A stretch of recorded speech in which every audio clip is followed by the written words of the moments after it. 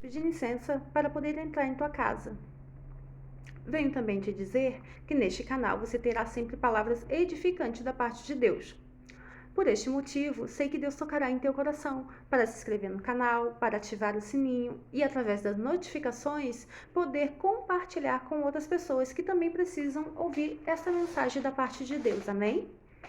Vamos ler a palavra de hoje? Pegue sua Bíblia, eu te aguardo. A passagem de hoje se encontra em Mateus, verso 5, 1, 2 e 3. Vamos lá? Quando Jesus viu aquelas multidões, subiu em um monte e sentou-se.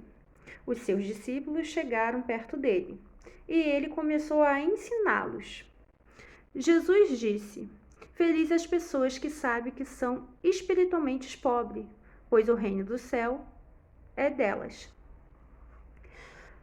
Nessa passagem, vamos frisar algumas palavras, certo? Ser espiritualmente pobre.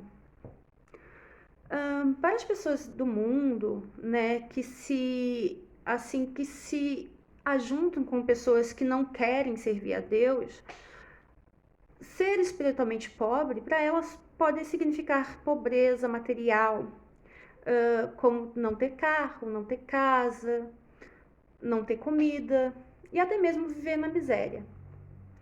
Mas para Deus, quando ele fala de pobreza espiritual, de ser espiritualmente pobre, ele está se referindo em chegar na presença de Deus completamente despido, completamente miserável diante de Deus. É se humilhar diante de Deus.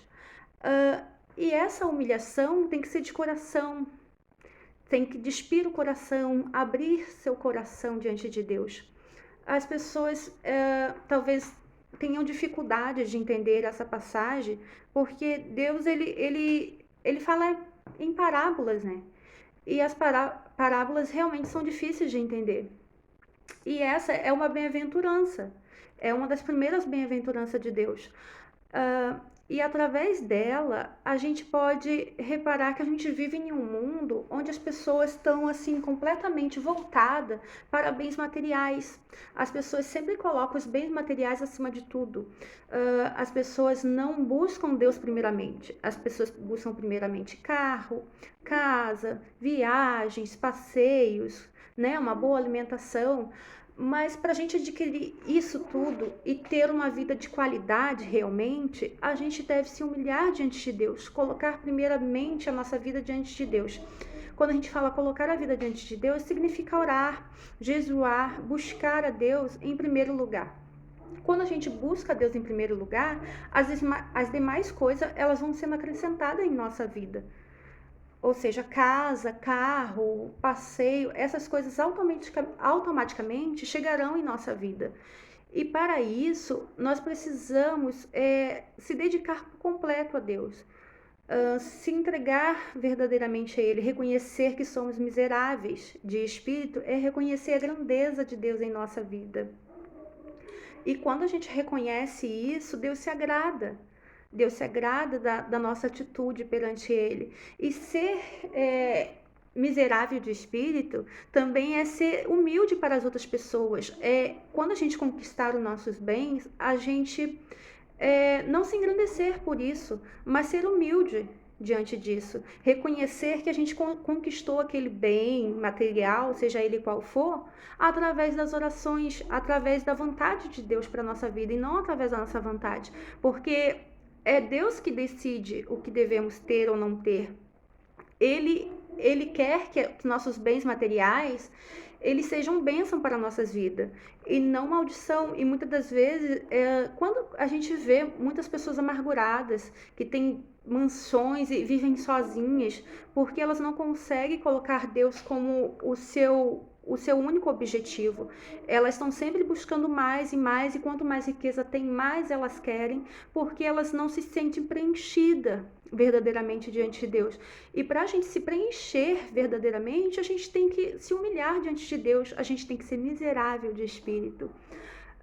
E neste momento, assim, eu quero falar para você que, se você não conhece a Deus verdadeiramente, eu quero te falar que você precisa conhecê-lo verdadeiramente, que você precisa se despir dos seus valores, sabe, das suas crenças, e buscá-lo de todo o seu coração.